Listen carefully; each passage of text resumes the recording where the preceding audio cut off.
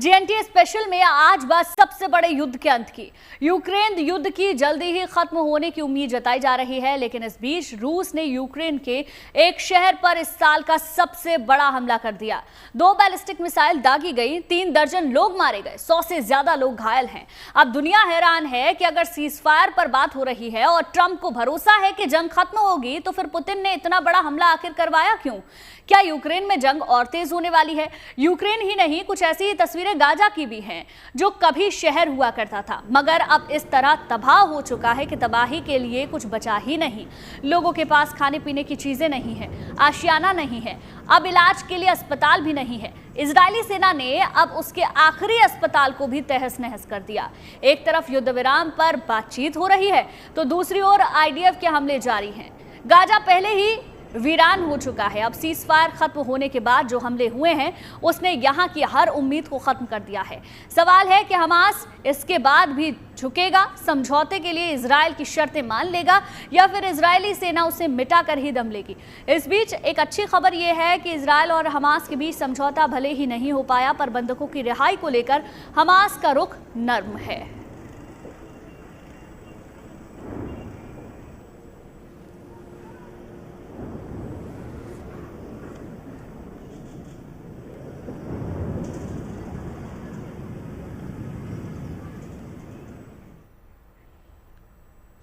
Israeli हमले से दुनिया भर में चिंता है, क्योंकि गाजा में इजरायल की ओर से हमले बंद नहीं हो रहे हैं।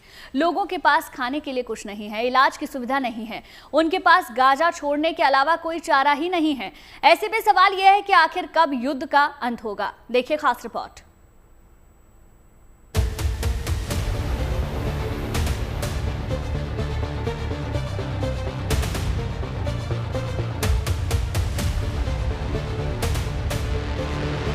ये गाजा नहीं, तबाही की एक अंतहीन दास्तान है, जहां कोई उम्मीद नजर नहीं आती, कोई रास्ता नजर नहीं आता।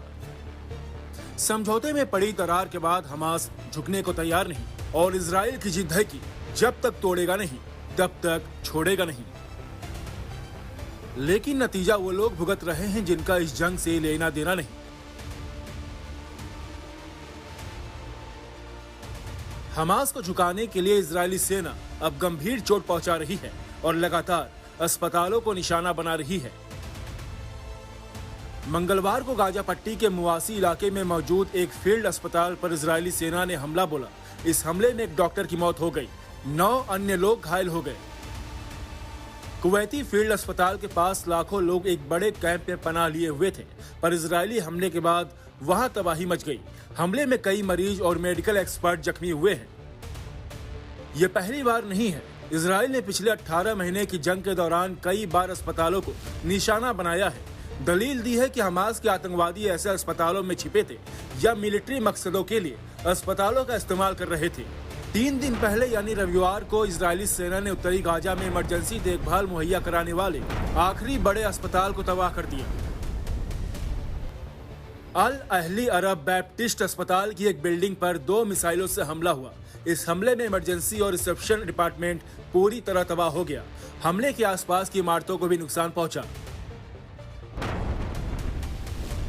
हमले से पहले इजराइल ने दावा किया था कि इस इलाके से उसके ऊपर रॉकेट दागा गया था। इस तरह इजराइल ने हमले का जवाब दिया। दलील दी कि अस्पताल के अंदर हमास के कमांड और कंट्रोल सेंटर को निशाना बनाया गया था।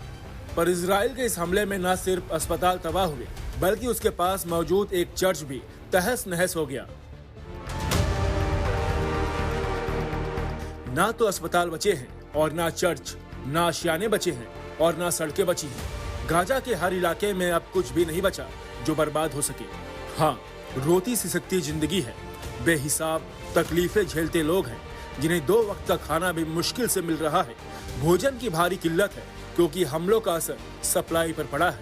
ऐसे मुश्किल हालात में गाजा में बड़ी तादाद में पलायन हो रहा है। लोग जान बचाकर निकल रहे हैं। इजराइल का साफ कहना है कि जो भी लोग गाजा छोड़ना चाहते हैं उन्हें आसानी से रास्ता दिया जाएगा। इजरायली सेना ने खान यूनिस में रहने वाले लोगों को इलाका छोड़ देने का आदेश भी दिया है। चेतावनी दी है कि वो जल्द ही इस इलाके में घातक हमला करने जा रही है। इसीलिए लोग हमले से पहले अपने घर छोड़ दें और गाजा के पश्चिम अल मवासी इलाके में चले जाएं।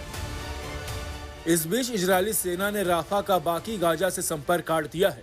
इजराइल के रक्षा मंत्री के मुताबिक राफा को अब इजरायली सिक्योरिटी जोन में बदल दिया गया है, जिस पर इजरायली सेना का सीधा नियंत्रण है। इस तरह इस वक्त इजरायली सेना पर हमास का जबरदस्त दबाव है और ये तब है जब हमास सीज फायर के लिए बातचीत कर रहा है।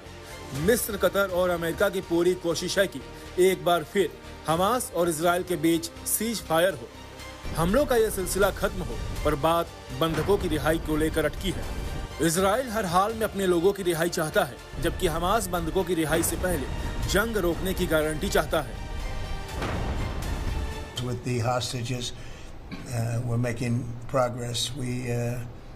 There's 59 hostages, but only 24 of them are living, and that's the way it's been presented to me by the mothers of some of the dead, mothers and fathers of some of the dead hostages, and they want the bodies of their baby, as they say, their baby. We're making progress. We're dealing with Israel. We're dealing with Hamas, and it's a nasty grip.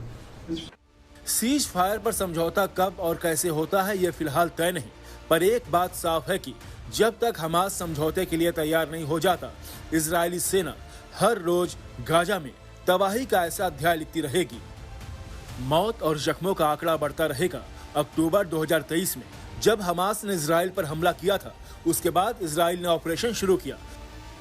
उसके बाद इस जंग में करीब 51,000 फिलिस्तीनी जान गंवा चुके हैं। घायलों की तादाद लाखों में है और गाजा की 90% आबादी पलायन कर चुकी है।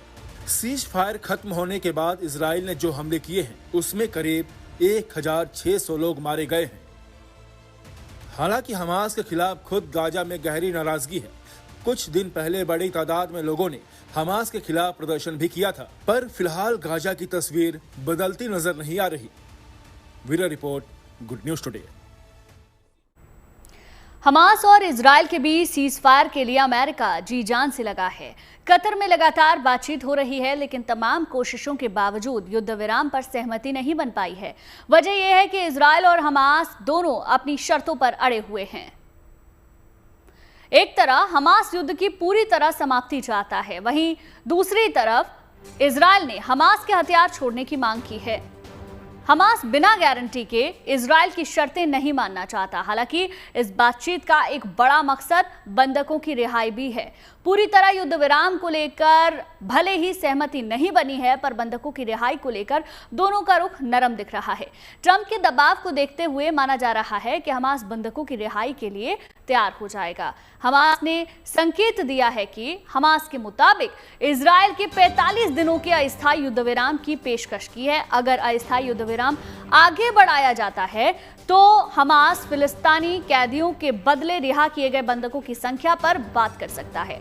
इजराइल ने हमास से 10 बंधकों की रिहाई की बात कही है। आपको याद दिला दें कि इजराइल और हमास के बीच इस साल जनवरी में 6 हफ्ते के लिए पहले चरण का युद्ध विराम समझौता हुआ था, जिसमें सैकड़ों फिलिस्तीनी कैदियों के बदले 33 इजराइल बंधकों को रिहा किया गया था। मार्च में दूसरा चरण शुरू होने की उम्मीद थी, जो नहीं सफल हुई और युद्ध फिर शुरू हुआ। इजराइल ने हमास पर समझौते पर अमल नहीं करने का आरोप लगाया है और गाजा पर हमला शुरू कर दिया। उसके बाद इजरायली हमले में 1500 से ज्यादा फिलिस्तीनी नागरिक मारे जा चुके हैं। अगर हमास बंधकों की रिहाई के लिए तैयार हो जाता तो मुमकिन है इजराइल हमले रोक देगा। उसके बाद गाजा में मानवीय सहायता बहाल हो पाएगी। असल में गाजा में पिछले कई हफ्तों से कोई सहायता नहीं पहुंच रही है। हालात तेजी से बिगड़ रहे हैं। संयुक्त राष्ट्र का कहना है कि चिकित्सा आपूर्ति, ईंधन, पानी और अन्य आवश्यक वस्तुओं की भारी कमी है। वहीं यूक्रेन और रूस के बीच भी युद्ध का सिलसिला जारी है। यूक्रेन के शहर सुमी पर रूस लगातार हमले कर रहा है। 13 अप्रैल को शहर में लोग पाम संडे मना रहे हैं। पाम संडे उत्सव ईसा मसीह के यरूशलेम में विजय के साथ प्रवेश की याद में मनाया जाता है। इस मौके पर बहुत लोग चर्च में थे, लेकिन तभी रूस की तरफ से दागी गई 2 मिसाइलों ने सुमी में तबाही की दास्तान लिख दी। रिहायशी इलाकों में हुए धमाकों में 34 लोग मारे गए, 100 से ज्यादा लोग जख्मी हैं। कई इमारतें खंडर हो चुकी हैं और कई गाड़ियां जलकर राख हो चुकी हैं। इस हमले से दुनिया हैरान है। सवाल है कि यूक्रेन में अब शांति समझौता होगा भी या नहीं। खास रिपोर्ट देखिए।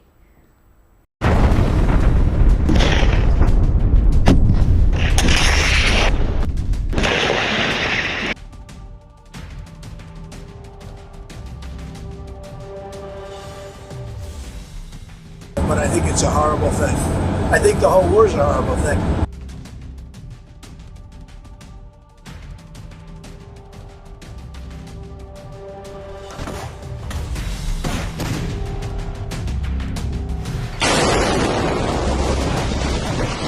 थोड़ी देर पहले यहाँ जिंदगी मुस्कुरा रही थी। रविवार का दिन था, इसलिए लोग चर्च में थे और शायद जंग खत्म करने की प्रार्थना कर रहे थे। छुट्टी थी इसलिए बच्चे खेल रहे थे। सड़कों पर चहल पहल थी और लोग अपनी गाड़ियों में या बस में बैठकर जा रहे थे। मगर तभी आसमान में आग बरसने लगी। यूक्रेन के इस शांत शहर पर रूस की बैलिस्टिक मिसाइलें गिरी और मंजर बदल गया। जहां प्रार्थना हो रही थी वहां कोहराम मच गया। आशियाने मलबे में तब्दील हो गए। मलबों में पूरी गृहस्थी दफन हो गई।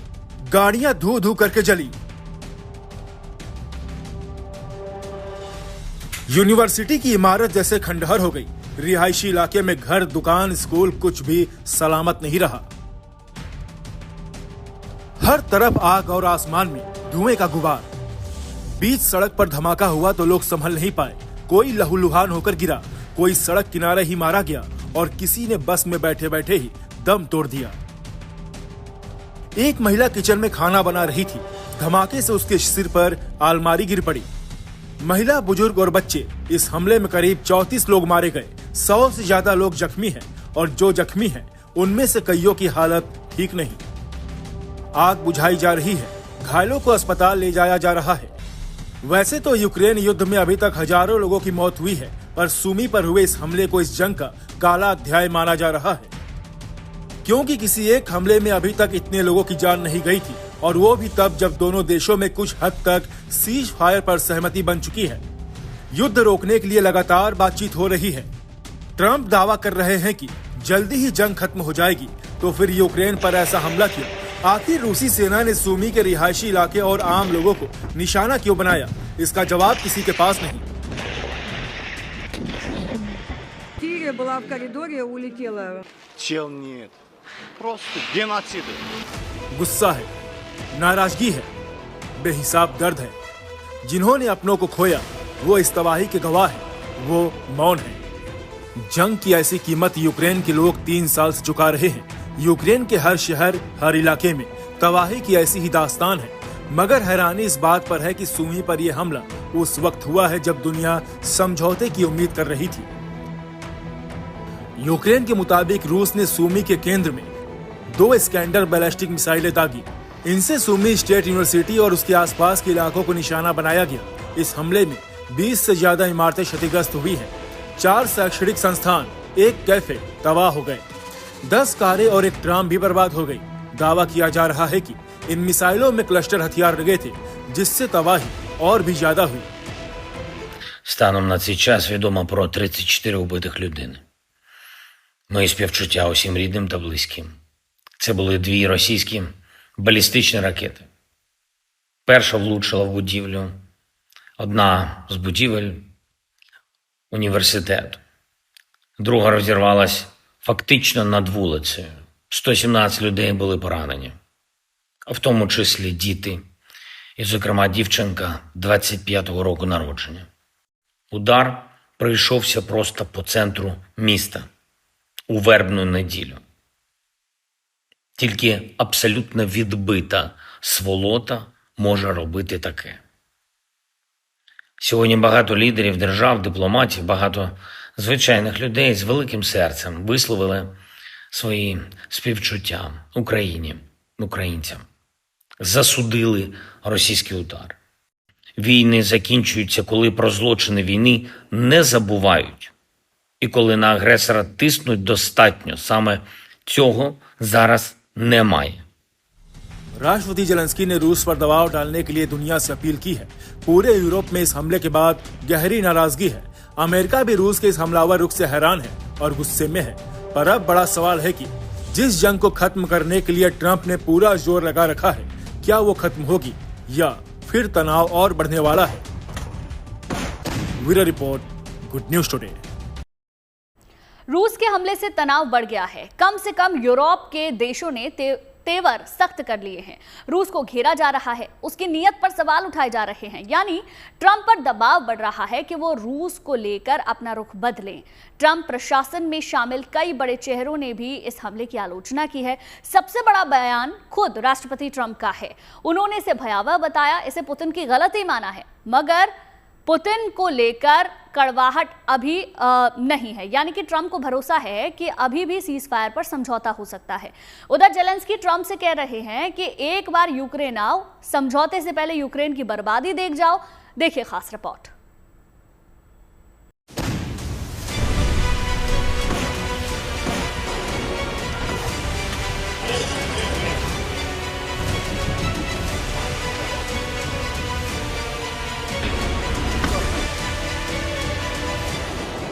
सूमी शहर पर इस हमले से दुनिया दंग है। यूक्रेन में दहशत है और अमेरिकी राष्ट्रपति ट्रंप उखड़ गए हैं। जब रूसी हमले के बारे में पूछा गया तो ट्रंप ने कहा कि यह बड़ी गलती है। I think it was terrible, and I was told they made a mistake. But I think it's a horrible thing.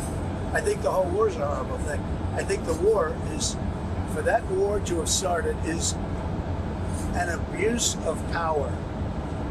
This country would have never allowed that war to have started if I were president. You mean it was unintentional? They made a mistake. I believe it was.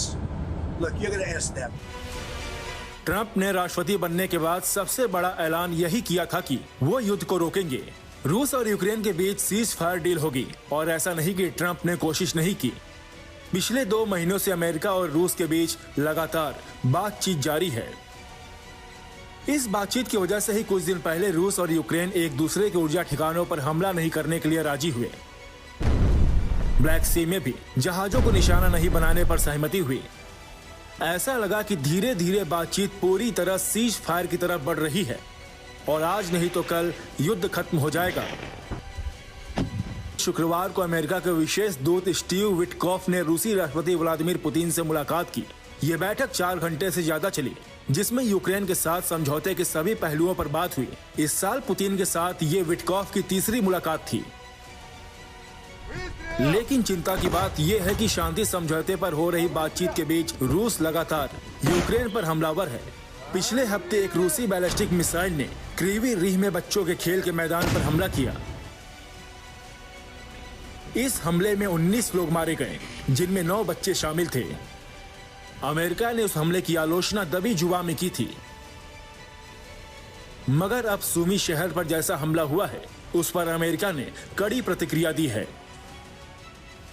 America के खास दूत किथ Kellogg ने social media पर लिखा कि एक पूर्व सैन्य अधिकारी के रूप में मैं जानता हूं कि इस तरह के हमले का क्या मतलब होता है। रूस का बैलिस्टिक मिसाइल अटैक हर हद पार कर गया है। ये पूरी तरह से गलत है। अमेरिका इस जंग को रोकने की पूरी कोशिश कर रहा है और शांति के लिए मध्यस्थता करता रहेगा।